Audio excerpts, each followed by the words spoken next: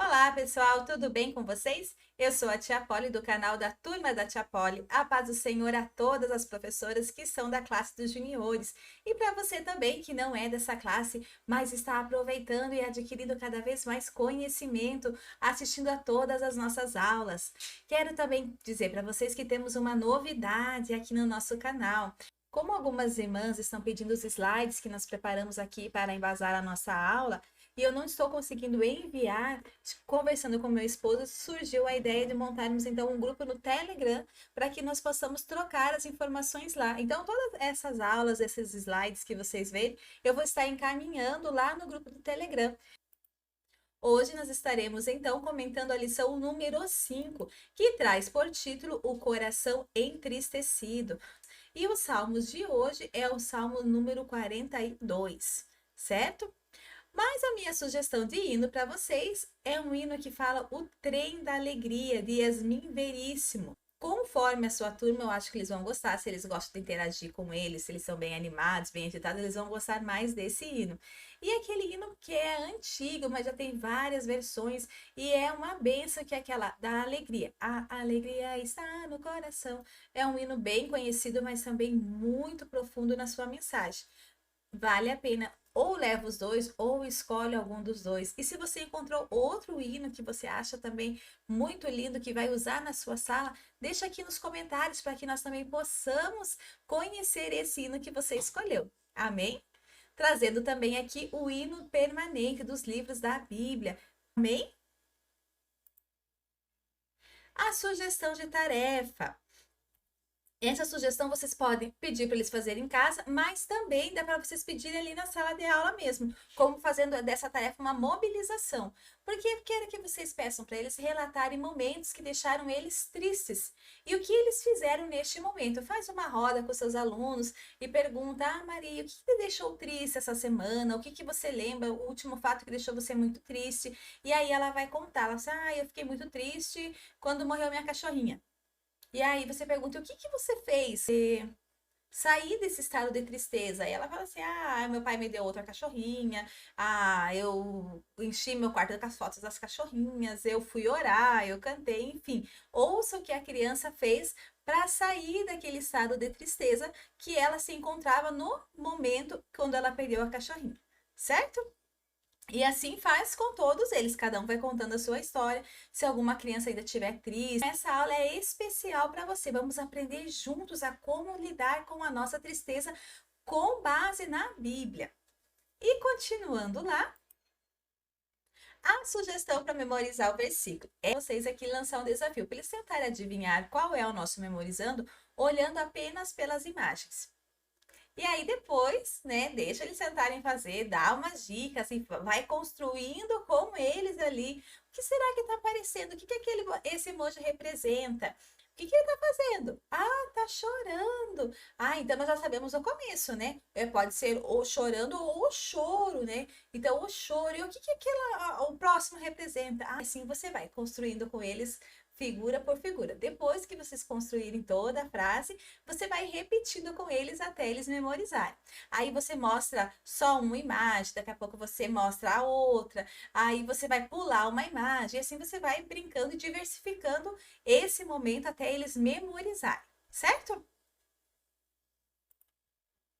Colocando lá agora como que a gente vai trabalhar. Por que que eu estou sugerindo o trabalho com o bambolê? Como não é uma sequência de ideias para a gente pegar personagens, para a gente confeccionar material, eu estou sugerindo para vocês o bambolê, mas se vocês quiserem usar uma caixa e ir tirando as imagens, fiquem à vontade. Eu gosto do bambolê porque é algo diferente, mas a gente podia estar usando um guarda-chuva também. Aí você vai virando o guarda-chuva conforme o que você for falando. Tem outras opções. Cora esse bambolê da forma que você achar mais atrativo. Sabe, tem umas luzinhas de LED que é a pilha. Se você quiser envolver esse bambolê nessa luz de LED, também, olha, fica joia, certo? Para chamar a atenção deles mesmo. O que que eu colocaria nesse bambolê? Eu colocaria ali a corça, coração, que vai representar a alma. Nossa, a gente vai estudar por que que a gente tá usando o coração ali para representar a alma. O emoji, que é o choro, aquela igreja que Aí a mãozinha representando a nossa oração a Deus e a coroa representando o nosso Deus, certo? Então são essas as imagens. Aí eu ia lendo os salmos, comentava sobre. Atrás da imagem que você vai usar, você já deixa os tópicos que você tem que comentar sobre cada um deles para você não esquecer e facilita para você na hora. Porque às vezes é muita informação, né? Hoje vocês vão ver que a gente aprofundou as nossas pesquisas na corça, nas águas. Então, aí tem bastante coisa para vocês falarem. Que, claro, mesmo que a gente traz muita informação, vocês têm que filtrar ainda o que é necessário de todas essas informações que nós trouxemos para a tua turma, para a tua sala de aula. E agora vamos começar o que nós vamos ressaltar na história. Não, o que eu sempre falo para vocês. Não adianta a gente chegar lá na sala de aula e falar para eles assim como a corça suspira pelas águas. Então, olha o salmista, né, se comparando a uma corça. O que eles entendem por corça? Eles vão ficar do mesmo tamanho, era a mesma ideia da árvore, a mesma ideia da ovelha. A gente tem que contextualizar aquilo, dizer o que tem a ver, por que uma corça, o que quer dizer a corça, por que ele se comparou com uma corça. Quando eles entendem o que é a corça, aí aquilo fica claro. Quando ele for ler assim como uma corça, todo aquele conhecimento que ele teve da corça vai fazer sentido e aí ele vai entender o que o salmista estava querendo dizer quando se comparou com essa corça. Entenderam? Vamos ver lá. Vamos conhecer um pouquinho dessa corça. Eu trouxe uma imagem para vocês ali do macho, que pode ser chamado de corso. Por isso que na revista fala ali do corso, certo? Então o corso é o masculino da corça. E fala assim, ó, tem um olfato privilegiado. Eu trouxe algumas características, certo? Tem um olfato privilegiado. Ele sente o cheiro de água a quilômetros de distância, inclusive das águas que estão abaixo do solo. Abaixo do solo nós temos os lençóis freáticos que a gente fala, né? Temos os lençóis de água. Então a corça ela consegue sentir o cheiro da água que está lá embaixo da terra e a água que está na superfície a quilômetros de distância. Por que será? E a gente vê que a água, se a gente for ver, a gente aprende na escola que a água não tem cheiro, né? Não tem cor e não tem sabor. Mas como que faz a nossa corça a sentir o cheiro da água? O que faz ela sentir o cheiro da água é a necessidade que ela tem da água, certo? Que mais? Essa corça, ela também não aceita ser aprisionada. Ela tem que viver livre, ela não aceita que prendam ela. A água é muito importante para a corça, por quê? Primeiro porque ela usa a água inclusive para sua proteção. Se vem um predador, né, um animal, um predador que machuca, ou se ela acaba se machucando e aí começa a sair sangue, o cheiro do sangue vai chamar muitos predadores. Então, por isso que ela corre atrás da água, porque daí ela entra na água, ela se lava daquele sangue e o predador que perseguiu ela fica esperando. E ela entra tão profundo na água que ela deixa só o focinho dela de fora e ela fica lá na parte mais profunda da água, banhando-se inteirinha até o predador cansar e ir embora. Então ela fica protegida e se refrescando naquela água. Ela também precisa tomar água constantemente para que a sua pele não sofra rachaduras. Então ela tem que viver se hidratando. Nós temos a maioria dos animais tem uma camada protetora que protege ela contra o sol, contra as queimaduras do sol. A corça ela não tem, então ela precisa estar não tem tão eficaz o quanto ela precisaria. E aí então ela precisa sempre estar próximos à água, porque ela começa a desidratar, a pele dela começa a rachar e começa a sair feridas, e aquela ferida tem um cheiro muito forte e vai atraindo ou insetos ou predadores também atrás dela. Então, por isso que ela precisa estar constantemente tomando água ou se banhando em água. Por mais difícil e tortuoso que seja o caminho, ela mantém seus pés firmes e não perde a velocidade. Sobe montanhas altas para fugir dos seus predadores. Então, olha que bonitinha. Ela, aonde ela mora, tem um vídeo, só que eu não deixei o link, que pena. Eu vou ver se eu consigo encontrar para vocês. De um rapaz que foi lá para a região onde foi escrito esse salmo. E aí ele mostrou a corça ali. Aí é difícil para os outros animais, eles podem cair, se machucar. Não, ela não perde a velocidade dela quando ela está correndo sobre as rochas, mesmo que seja muito pedregulho, as pedras soltas, ela consegue manter a velocidade dela para fugir dos predadores. Então ela usa isso como tática mesmo, e ela sobe o mais alto que ela consegue nessas colinas, nessas rochas, para ficar protegida. E para a corça, saciar a sede dela é mais importante do que o próprio alimento.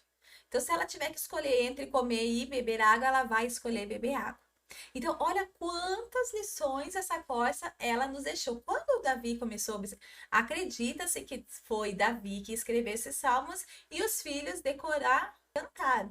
Mas, igual eu falei, isso a Bíblia não deixa muito claro, né? E os teólogos ficam dessa discussão, mas para nós ali não faz diferença, né? Quem escreveu ou não escreveu. Ele deve ter ficado observando essas corças quando ele escreveu esse salmo. E aí ele escreve, né? Assim como a corça suspira pelas águas. Por que que ela anseia pelas águas? Porque a água para ela, então ela fica de longe sentindo. A água para ela simboliza vida, cura, limpeza, proteção. Você vê ali quanta lição a gente aprende com a corça. Primeiro, né, que ela anseia, ela tem necessidade, ela precisa da água para sobreviver. Ela tem necessidade, por isso que o olfato dela é tão aguçado em questão do cheiro da água. Por isso que, porque se ela estiver correndo de um leão, de um leopardo, que são velozes, são animais velozes, ela não vai conseguir correr, manter essa distância deles por muito tempo. Então ela tem que saber aonde que está o refúgio dela, onde que está o abrigo dela, e ela se abriga onde? Ou nas águas, que como eu expliquei, que ela fica inteirinha escondida lá, ou no alto das rochas. E tudo que a gente fala, por isso que ele fala: o Senhor é o meu rechedo, né? Em ti me refugio, na tua rocha, sempre ele traz essas alusões. Por isso, para aquela época, isso tinha muito significado. Para nós que moramos na cidade, que não temos esse contato com os animais, com o campo, fica muito vago. Por isso que a gente precisa pesquisar para levar isso para as crianças. Que mais? Ela não aceita ser presa. O pecado, ele tenta nos prender de todas as formas. Ele quer pegar uma brecha para nos escravizar novamente, porque nós fomos libertos pelo sangue de Jesus. Então, nós já somos livres. Só que o inimigo das nossas almas, ele não quer isso para nós. E aí ele fica procurando meios de nos aprisionar. E ele descobriu que é a nossa alma, que a gente vai estudar mais para frente um pouquinho sobre a alma. A tristeza é uma das formas que ele tem de aprisionar nós. Não, vou deixá-la bem triste, porque se acontecer uma coisa muito grave, ela vai ficar triste, ela vai parar de confiar em Deus, ela vai se afastar de Deus. E aí ele acha uma brecha para ele poder atuar. E a corça, ela não se deixa prender, ela é veloz, ela dá um jeito de fugir, de escapar. Certo? Então é essa a ideia. Se você achar que essa tristeza está tomando conta, que a tua preocupação está tomando conta, você tem que buscar em Deus esse refúgio para fugir desses predadores que estão querendo ali te aprisionar. A necessidade que ela tem de tomar água constantemente, então, bebendo daquela água da vida. Então era isso que Davi falava, né? Ele tem sede de ti, aquela necessidade, porque ele sabia a necessidade que a corça tinha da água para viver. O Davi agora tem sede dessa água também para viver, para que se prolongue os seus dias. Maior do que esses alimentos que a gente busca, maior do que o nosso bem-estar aqui terreno, seja a nosso desejo por mais de Deus. Seguindo lá, ele também fala agora da água. Qual que é a importância da água? Por que que fala tanto da água? Na Bíblia nós temos vários versículos que falam sobre água, e eu trouxe alguns para nós lermos aqui junto. Ainda assim, com o cheiro de água, ela brotará e dará ramos como se fosse muda plantada. Olha o poder dessa água, mesmo que uma árvore tivesse cortada, né? Só tivesse o tronco, ao cheiro, não é nem perto da água. Olha o cheiro das águas, só o cheiro das águas ela brotaria novamente. Olha o que João 5,4 fala. De vez em quando descia um anjo do Senhor e agitava as águas. O primeiro que entrasse no tanque, depois da agitada as águas, era curado de qualquer doença que tivesse. Então, essas águas que são movidas, são movimentadas pelo Espírito Santo de Deus, ela traz cura. Os anjos, eles estão a serviço de Deus. O Senhor mandava um anjo ir lá movimentar a água. Quem se jogasse primeiro, né? Quem caísse ali na água, era curado de qualquer doença. Então, essa água que nós pregamos hoje, essa água que nós falamos hoje, essa água da vida que nós temos hoje, ela cura qualquer enfermidade, ela faz brotar qualquer tronco caído, mesmo que você acha que não tem mais, que acabou, não tem mais esperança. Há esperança ao cheiro das águas. E se você mergulhar nessa água, não só vai brotar, como também vai ser curado. Olha o que fala Isaías: o pobre e o necessitado buscam água e não a encontram. Suas línguas estão ressequidas de sede, mas eu, o Senhor, lhe responderei. Eu, o Deus de Israel, não os abandonarei. Abrirei rios nas colinas estéreis, fonte nos vales, transformarei o deserto num lago e o chão ressequido em mananciais. Então, esse Deus Todo-Poderoso, ele faz brotar água da onde não tem para saciar a tua sede. Então, não ache que tudo acabou, que já não tem mais esperança.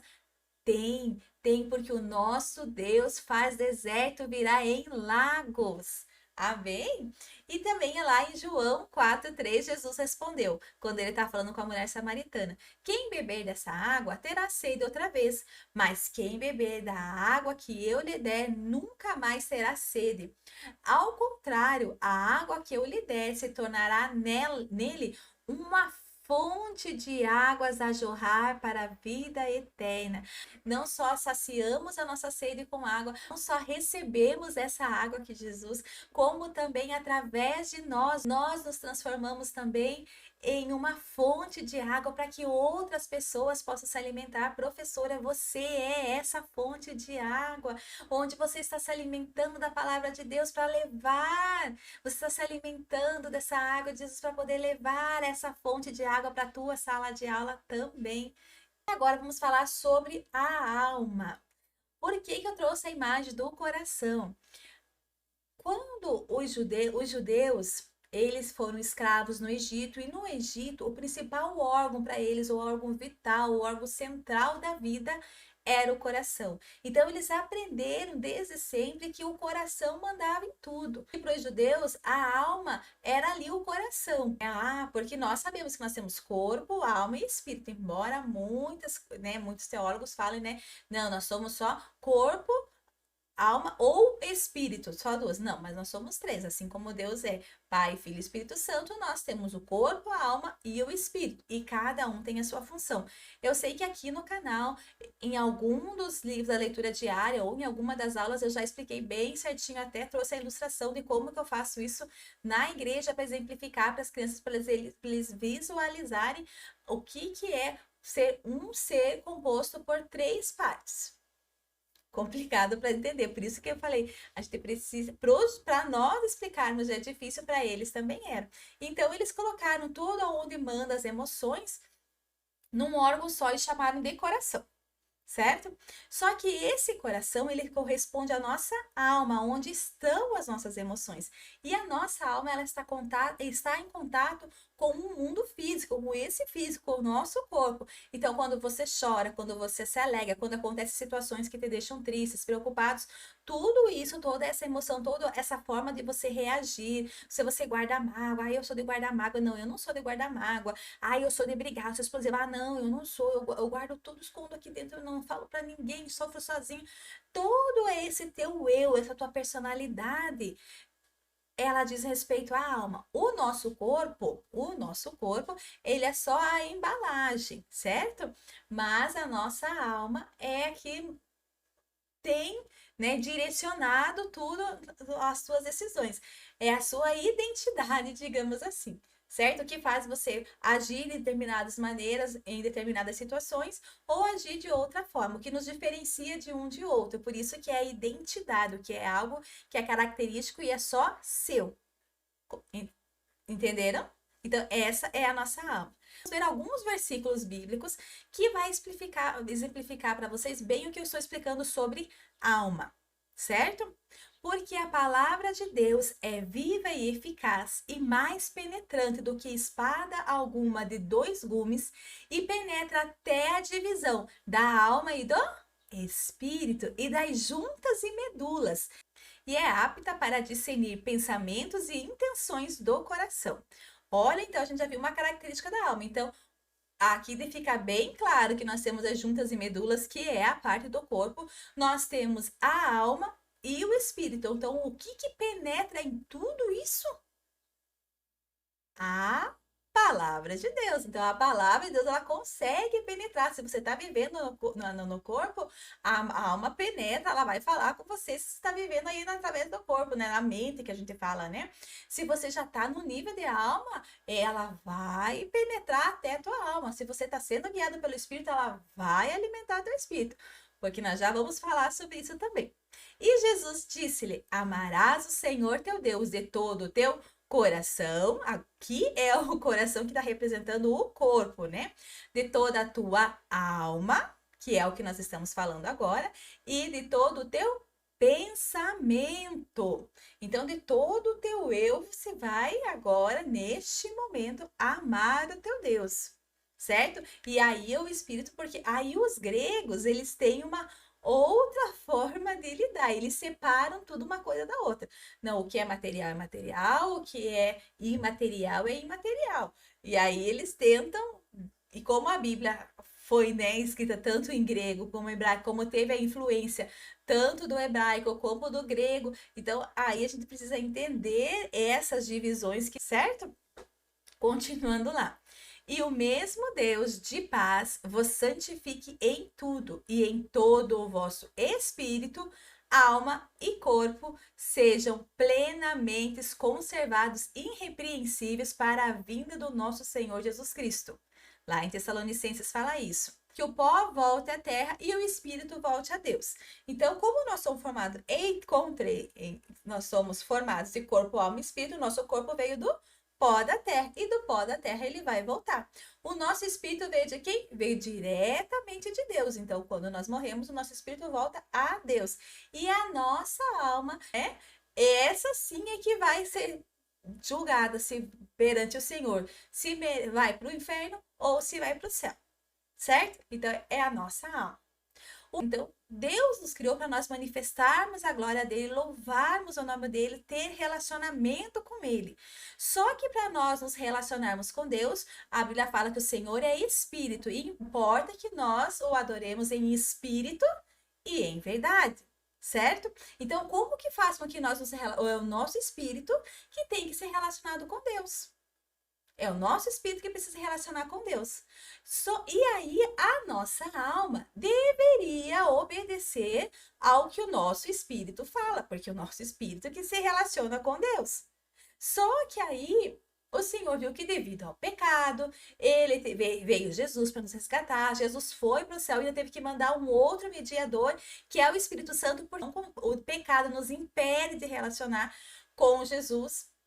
O Espírito Santo tem que fazer essa mediação diretamente na nossa alma, porque a nossa alma era a que nos vinculava com Deus, era o que fazia com que nós tivéssemos, quando, né, Deus vinha e passeava com o homem no jardim. Então, a alma tem essa necessidade de ser amada, de ser cuidada, e ela, como o pecado separou ela de Deus, ela continua buscando esse amor em todas as situações, ou em relacionamento, ou é profissionalmente, ou é num relacionamento de mãe e filha, ou com os bens materiais. A alma ela fica, ou com vícios, a alma fica procurando algo que a domine, que ela se sinta amada, sabe aquele desejo que você quer ajudar todo mundo, você quer, meu Deus, eu preciso fazer para mim me sentir amada, porque se eu for útil, eu vou me sentir amada, se eu for boazinha, eu vou me sentir amada.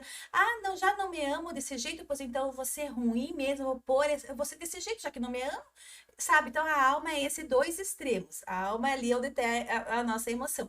E infelizmente, a nossa alma, se nós não temos esse contato com o Espírito Santo, por isso que o salmista fala, quieta minha alma, porque a alma ela quer tomar o controle da nossa vida.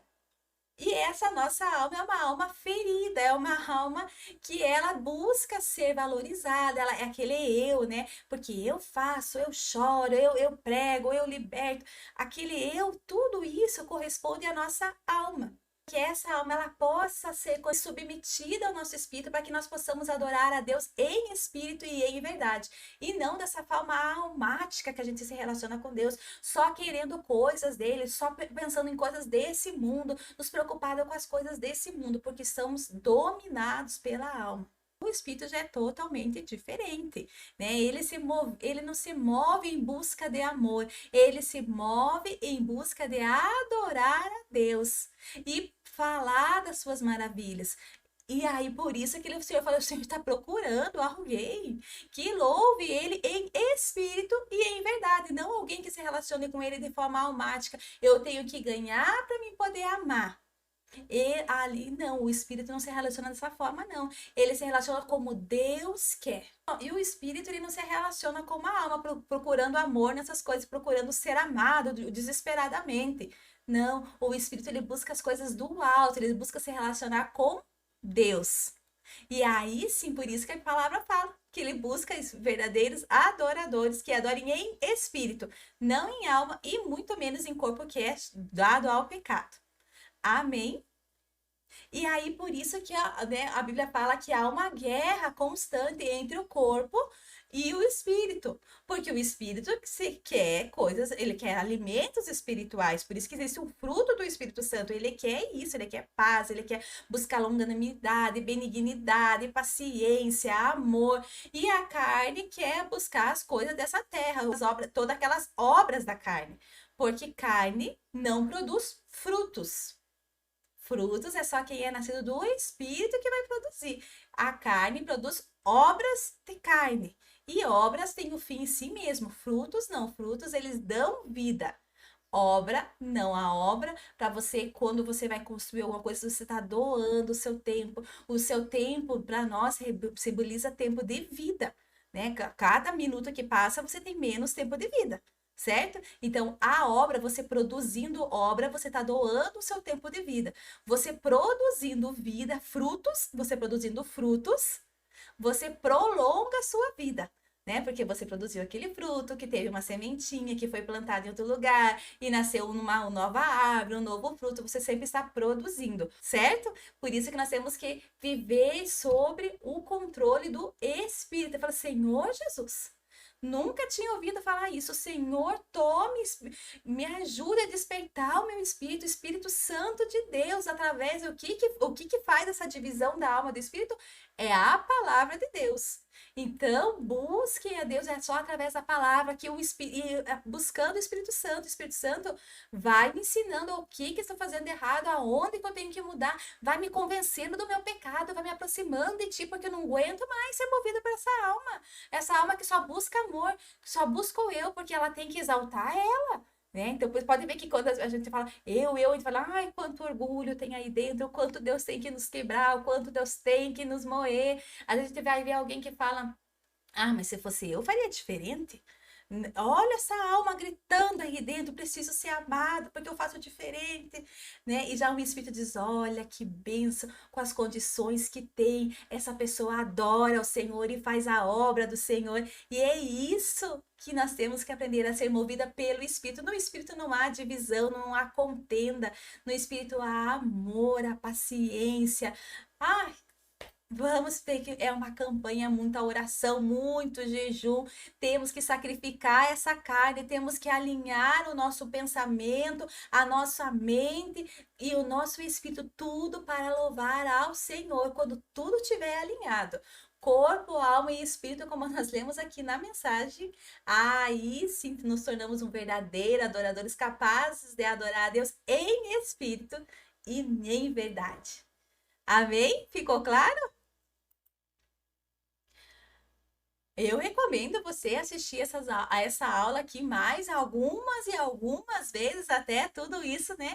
Interiorizar dentro de você, cair muitas cadeias, ainda que fala, não, mas eu nunca ouvi falar isso, eu acho que não tá certo, e vai buscar. O Espírito Santo, ele se revela, ele fala assim que o prazer em revelar para nós a palavra do Senhor. Pega a Bíblia, tem aquele dicionário, eu gosto muito daquele dicionário, o meu não consigo alcançar porque eu tô meio presa com os fios, mas aqui tem aquele dicionário Wycliffe que eu já falei para vocês, que é da CAPAD. Medite e leia o que fala de alma, o que fala de espírito, para vocês aprenderem, para vocês poderem saber como se relacionar melhor com Deus.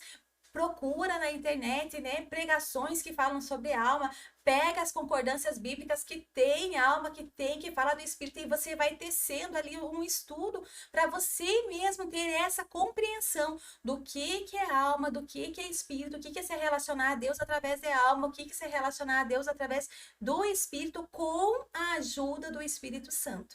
Se você não pedir, se você não entender qual é o trabalho do Espírito Santo também na tua vida, você precisa fazer um estudo aí sobre o Espírito Santo de Deus, para que ele, né, você saiba se relacionar com ele também. Amém? Qual é o elo que está no meio? Então a alma, ela fica bem no meio. Ela se relaciona com o corpo, e por isso que ela quer dominar o corpo, porque o espírito ela não consegue dominar, porque o espírito vem de Deus, ela não domina.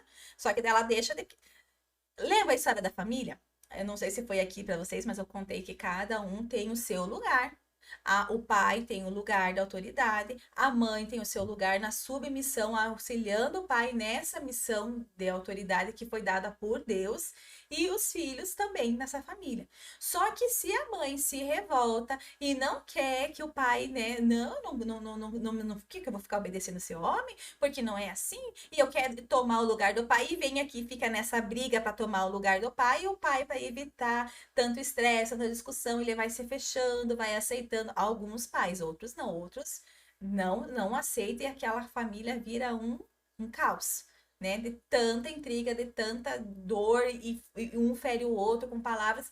Mais ou menos assim, para vocês entenderem, a gente pode simplificar mais ou menos assim. O espírito é o pai, que está sob o comando de Deus. A alma é essa mãe, desesperada para tomar o governo. E os filhos são o corpo. E aí a mãe fica brigando com o pai para tomar o lugar dele. Ela viu que ela não tem como tomar o lugar dele, pois então agora ela direciona todo o foco dela pro. Aí ela direciona todo o foco dela para procurar ser amada ali pelos filhos, e enfim.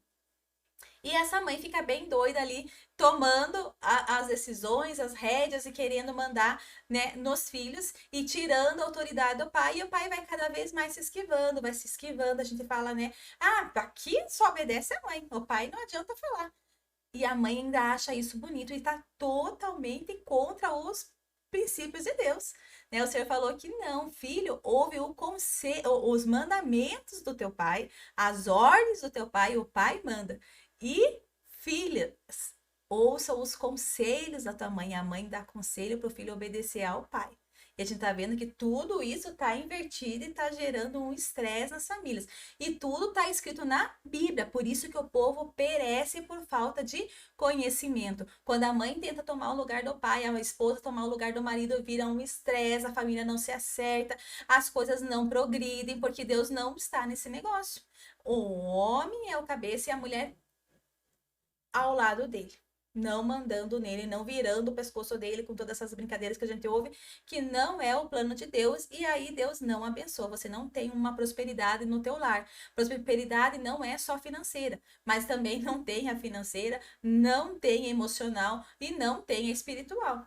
Porque as nossas orações, se nós estivermos em briga com o nosso cônjuge, nem ao céu chega, certo? Não são ouvidas. Deu para entender bem essa questão de alma, de espírito? Amém? Prosseguindo lá, como eu falei, sugiro que assista mais de uma vez, porque é muito conteúdo, né? Vai ficar bem longa a nossa aula aqui hoje. O que vamos falar sobre a tristeza? O que é a tristeza? A semana toda nós trabalhamos sobre a tristeza ali para vocês levarem bastante conteúdo para os alunos de vocês. Pauline, como é que eu vou explicar tudo isso para os nossos alunos? A gente não explica em palavras, nós explicamos em atitudes. Amém? Que a tristeza, explicar para os seus alunos que a tristeza é um estado momentâneo de sofrimento. É um estado que você está na ausência da alegria, então é momentâneo. Se for um estado permanente, já não é tristeza, já se transformou em depressão. Quantas doenças da alma nós temos porque não soubemos levar aos pés do Senhor essas dores e aquelas tristezas foram se acumulando, acumulando, acumulando, acumulando e viraram nessas doenças que nós conhecemos hoje. Porque deixamos aquilo enraizar dentro de nós. Na Bíblia temos exemplos de personagens que sentiram tristeza e como cada um lidou com ela. Então, essa é uma sugestão que eu te dou na próxima aula, né? Escolha, nós temos José, que se sentiu triste quando, né, foi vendido pelos irmãos. Nós temos o próprio Jesus, quando estava no Getsemane, né, ele falou que a alma dele estava profundamente triste. O Davi estava triste. E aí, peça para os seus alunos fazerem uma pesquisa, leve alguns nomes de personagens que mostram e o que cada um deles fez para ficar feliz. Né, nos nossos estudos da leitura diária, eu coloquei ali um dia, não lembro, acho que foi na quinta ou foi na quarta, eu coloquei ali, né, as situações, como os versículos que nos trouxeram, que nos deixam triste, e naquele mesmo capítulo, o que eles fizeram para ficar feliz. Qual que era a solução que eles davam para mudar esse estado de ânimo deles. É uma sugestão que você pode deixar para eles apresentar na próxima aula, porque tem a ver com o próximo conteúdo também, certo? O perigo de guardarmos a tristeza por tempo demais e deixar ela crescer e fazer parte da nossa vida. A tristeza permanente se transforma em depressão. O que você precisa falar para a criança? Fala assim, criança, é normal você sentir triste. Se você não sente tristeza quando perde alguém que você ama, se você não se sente triste quando um amigo teu te faz alguma coisa que te magoa, você está faltando amor aí. Né? Então a gente tem que ver que é normal, se você ama, você sentir tristeza, mas o que não pode é deixar ela enraizar dentro de você e virar algo permanente. Tem que sofrer, tem que chorar, sim, mas a gente precisa também aprender a trabalhar com esse luto e dizer, olha, Senhor, isso tá me doendo. O Senhor já deixou o Espírito Santo, que é o teu consolador, que ele venha neste momento, Senhor, consolar o meu coração. Transforma essa minha tristeza em alegria, Senhor. Mas não tenha medo de chorar toda a tua dor. Sinta a dor, né? As pessoas às vezes querem engolir a dor, porque a gente já ensina a criança assim, né? Ah, engula esse choro. Não é motivo pra... Ai, por favor, nem é motivo para chorar. Então a criança começa a crescer, nossa, então não é motivo para ficar triste, não é motivo para chorar, e ela vai escolher, não, eu não posso sentir isso, é errado sentir isso. E não é. Por isso que a gente vê quanto acúmulo, né? Quantos jovens, quantas crianças lidando com essa depressão, com essa tristeza, porque não foram ouvidos quando foram expressar os seus sentimentos. O que fazer quando sentimos tristeza? Tiago fala, quem está triste? Ora, então ensina eles a orar e levar essa tristeza aos pés do Senhor com a maior verdade possível. Que doeu, Senhor, meu coração tá dilacerado, aquilo eu não esperava, Senhor. Ora, ele é o melhor amigo. Como eu falei ali para vocês, né? As meditações dessa semana foram abençoadas, né? Deus falou grandemente conosco como trabalhar essa tristeza em nós. Então, eu sugiro, irmãs, que assistam e que repassem para os pais dos seus alunos assistirem, repassem no grupo da igreja para eles assistirem, para ir aprendendo a lidar com a sua tristeza e com a tristeza dos seus filhos, certo? E o melhor caminho sempre é falar sobre sentimentos com amigos, com Deus e principalmente com a família. A gente precisa falar dos nossos sentimentos, das nossas angústias. As pessoas querem ser reservadas, discretas, né? Elas confundem aquele quando a gente fala, e aí, irmão, tudo bem? Tudo bem, porque crente tem que estar tudo bem. A maioria das pessoas vai falar que tá tudo bem, mas você tem que ter aquela amiga, né? Eu contei um testemunho dessa semana que eu tava abatida, e aí uma amiga minha viu, percebeu, né? Minhas amigas viram, perceberam, perguntaram, e eu me abri com elas, e Deus, né, através delas, usou para dar consolo, para trazer um consolo no meu coração. Claro que o Espírito Santo ele tá aí, mas ele usa também as pessoas para nos consolar. Então é importante se falar. A gente cura a nossa alma quando o corpo tá falando, pondo para fora essa tristeza, pondo para fora essa angústia, certo? E aí, nós vamos para pôr isso em prática, né? A nossa atividade final, nós vamos fazer essa brincadeira. Falar sobre sentimentos. Olha que legal, se você esse é o dado das emoções. Você vai ver ali que tem várias emoções, você pode escolher, pode repetir. Ah, não, porque nós temos dificuldades para nomear sentimentos. A gente não sabe se a gente está frustrado, decepcionado, se está triste, está amargurado. é difícil você diferenciar uma coisa da outra, né? Faltou ali uma educação, né, emocional para nós e busquem na internet para você dar para dar esse suporte para os seus alunos, para vocês poderem ensinar eles, né? Agora na fase de vocês eles já sabem falar, mas nas classes iniciais, os pequenininhos de 2, 3 anos, eles choram. Eles choram por tudo. E se você não dá um nome para aquele, você tá chorando porque você tá triste? Eu entendo, eu também choro quando eu tô triste, é muito bom chorar, porque a gente vai se acalmando, certo? Aí, em outro momento, você tá chorando porque a criança ficou brava e daí chorou porque tomaram na mão dele, e aí ele quer ir bater e daí chorando e batendo. Você tá chorando porque você ficou bravo. Eu também, às vezes, fico bravo. E olha, sabe que é o melhor jeito, às vezes, é chorar. Porque depois que chora, vai passando a raiva e a gente consegue conversar com o nosso amigo e contar para ele que a gente não gostou da atitude dele. Aí, em outro momento, ele tá achando que a mãe foi embora. Você fala assim: você tá chorando porque tá sentindo saudade da mãe. Dá nome aos sentimentos da criança. A criança não sabe sozinha. Ela nunca vai saber se ela tá chorando porque ela tá triste, porque ela tá brava.